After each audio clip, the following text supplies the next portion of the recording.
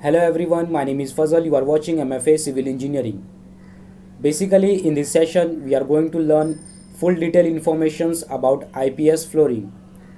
IPS stands for Indian Patented Stones. This type of flooring can be used in any type of the buildings. The buildings may be a residential, commercial, and the industrial. With the different color shades depend on the color particles used at the time of mixing of IPS ingredient. The ingredient of the IPS flooring consists of cement, sand, 10 mm size of the aggregate, admixtures, and appropriate volume of the water.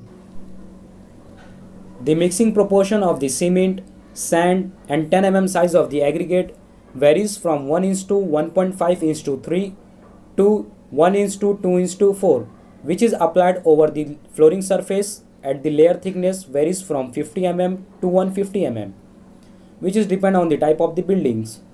For residential buildings, the layer thickness is about 50 mm, and for the industrial buildings, the layer thickness is about 150 mm. At the time of the mixing, a small proportion of the admixture is also added.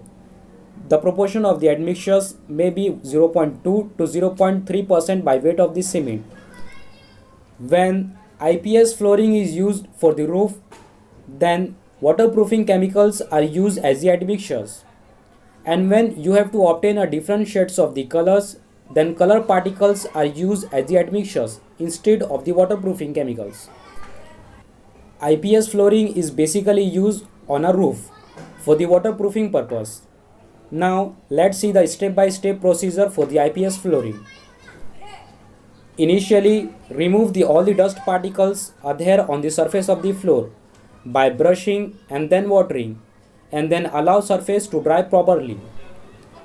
Then prepare a cement slurry which containing a small proportion of the waterproofing chemicals. With the help of the brush, apply the cement slurry over the flooring surface.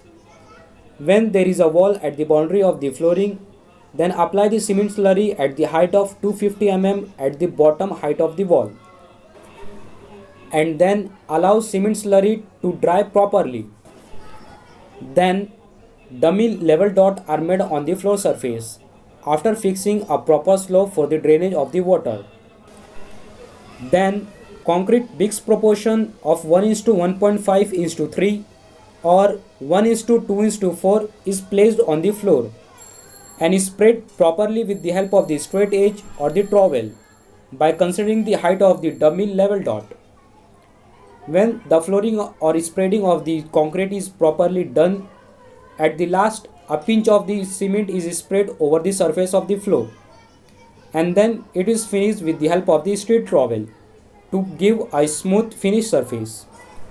Then flooring is cured for at least 7 days. This is all about the IPS flooring. Thank you for watching.